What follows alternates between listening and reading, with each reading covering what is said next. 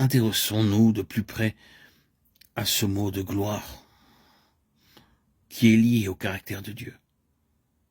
Qu'est-ce donc la gloire? Dans la racine grecque de ce mot, il y a le sens d'approuver en testant.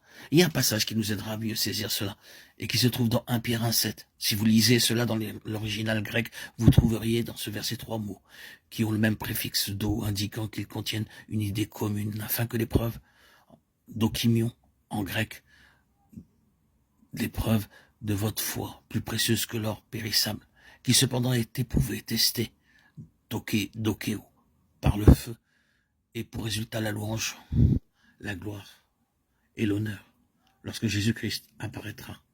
1 Pierre 1,7. L'honneur, doxa, en grec. L'enchaînement logique est donc épreuve, éprouvé et gloire. La gloire est quelque chose qui est testé par l'épreuve. Qu'est-ce donc que la gloire de Dieu? Vous verrez que la gloire de Dieu est presque invariablement reliée avec son caractère. Et son caractère est testé et établi comme étant juste et sans mélange. Il est juste. Il est entièrement juste. Il n'y a pas la plus légère ombre de doute ou de suspicion qu'une question à l'égard de sa perfection. La gloire est reliée avec son caractère. Donc, la gloire est le caractère de Dieu, rayonnant dans son expression, la nature même de Dieu manifestée. Il y a des symboles, mais ils nous aident seulement à saisir tout cela. Nous prenons souvent le symbole pour la réalité. La lumière est le symbole pour la gloire, tout comme le symbole pour le mal et le péché. C'est l'obscurité. La réalité, c'est l'essence de la nature de Dieu et de son être. Et quand vous parvenez à cela, vous voyez que ce qui était symbolisé par la lumière, c'est la gloire. La gloire de Dieu est essentiellement la nature de Dieu, comme étant la manifestation incontestable de la justice. Avant d'aller plus loin, nous allons considérer encore une chose. Qu'est-ce que l'évangile de cette bonne nouvelle de la gloire de Dieu?